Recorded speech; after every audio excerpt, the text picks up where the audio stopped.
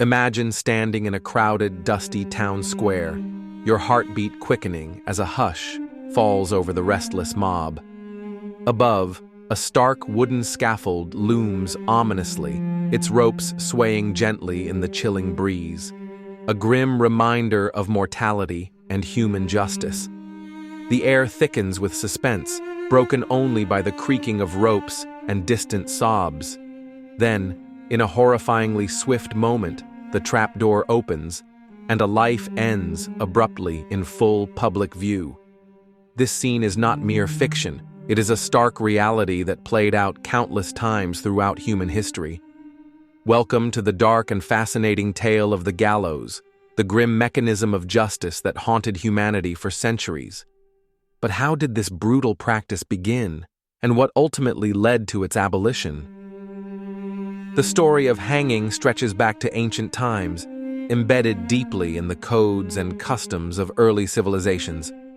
The earliest known records date back to ancient Persia, around 500 BCE, where hanging was employed as a method to punish traitors and criminals, serving as both a physical punishment and a powerful psychological deterrent. The Persians, masters of psychological warfare, understood that public hangings sent a clear, chilling message: defy authority, and your fate will become a public spectacle. From Persia, the practice quickly spread through various cultures. Ancient Rome, though famous for crucifixion, also employed hanging for specific offenses. Roman law dictated precise and harsh methods of execution, reserving hanging mostly for disgraced soldiers and traitors. The spectacle served as a brutal reminder to all citizens that loyalty to Rome was paramount. Across Europe, hanging became commonplace, woven tightly into the fabric of medieval justice systems. It was simple, economical, and brutally effective, a grimly practical solution in an era rife with crime and rebellion. As Europe entered the Middle Ages, hanging took on a particularly macabre character. The gallows became central landmarks in many towns, placed prominently at crossroads or near city gates. These structures were designed not just to execute but also to humiliate and terrify, often leaving bodies displayed as grim warnings. England notably adopted hanging with zeal, making it the predominant method of capital punishment. By the 13th century, English law prescribed hanging for over 200 offenses, ranging from murder and theft to less obvious crimes like forgery and even cutting down certain trees without permission. Yet hanging was far from uniform. Executioners themselves became infamous figures, shunned by society yet essential to its brutal maintenance of law and order. These men often wore masks or hoods to protect their identities, not from shame, but because their profession placed them under a permanent social curse. In many communities, executioners were ostracized, forced to live separately and marry within their grim fraternity. This bizarre cultural paradox, relying heavily on executioners while simultaneously rejecting them, highlighted humanity's deep discomfort with the act of execution itself. By the 17th century, methods began to evolve, attempting to mitigate the cruelty of hanging. Executioners experimented with knots, rope lengths, and trapdoor designs to ensure quicker, cleaner deaths. Yet, despite these efforts, botched executions were frequent, horrifying spectators and fueling debates over the humanity of this method. In England, the infamous short drop technique prevailed until the late 1800s, often leading to slow strangulation rather than instant death. Spectators watched, horrified yet fascinated as victims writhed in agony, raising unsettling questions about society's morality. Across the Atlantic, the American colonies inherited the gallows tradition, initially employing it to enforce harsh discipline in their new settlements.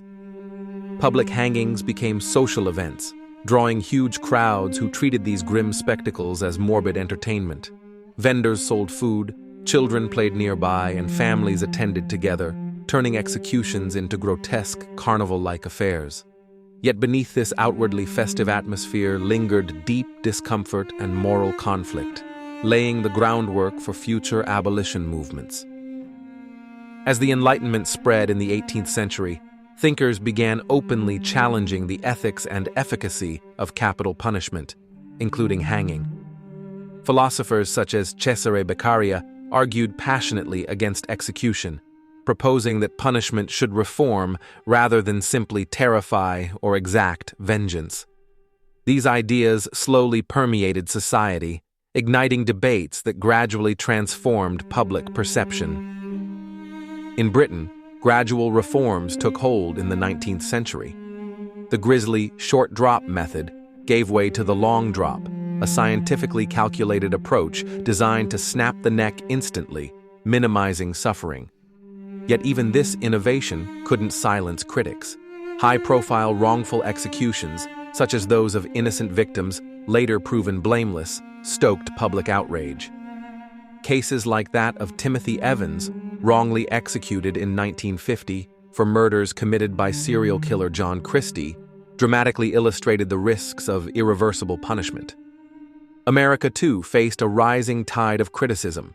In the 19th century, reformers began challenging public executions, arguing they brutalized spectators rather than deterring crime. By the mid-1800s, many states moved executions inside prison walls, aiming to reduce the spectacle and shift the punishment's focus from public humiliation to private justice. This subtle but significant shift reflected evolving attitudes toward capital punishment, signaling that society was increasingly uncomfortable with state-sanctioned death. Yet abolition did not come swiftly or smoothly. Throughout the late 19th and early 20th centuries, debates intensified. Each botched execution, each wrongful death, added fuel to abolitionist arguments. Public sentiment gradually shifted, influenced by emerging ideas about human rights and justice. The media, too, played a pivotal role, publicizing gruesome errors and injustices, turning public opinion steadily against hanging. By the mid-20th century, the international human rights movement further pressured governments worldwide. The horrific revelations of mass hangings during wartime atrocities made hanging increasingly untenable as a civilized practice. Countries began banning executions altogether, recognizing that a civilized society required humane and restorative justice rather than vengeance. Britain officially abolished hanging for murder in 1965, marking a profound shift in societal values. In America, hanging faded gradually, replaced by methods perceived as more humane: gas chambers, electric chairs, and eventually lethal injections. However, controversies persist, highlighting society's ongoing struggle with the moral complexities of capital punishment itself. Today, hanging is largely viewed as a barbaric relic, an uncomfortable reminder of humanity's capacity for cruelty under the guise of justice. Yet it remains crucial to understand how and why hanging dominated societies for centuries, and why, ultimately, humanity chose to move beyond it. Reflecting on this dark chapter forces us to confront difficult questions. What makes punishment just? Where does justice end and cruelty begin? Understanding the rise and fall of the gallows challenges us to continually evaluate our own morality, laws, and the very concept of justice itself. The abolition of hanging, though widely regarded as a progressive triumph, did not come without lingering tensions and complex debates. As societies increasingly questioned the morality of execution itself, the gallows became symbolic of broader ethical shifts that were redefining the very foundations of justice. Yet even amidst widespread condemnation, the gallows persisted stubbornly in various parts of the world, highlighting stark cultural divisions in attitudes toward capital punishment.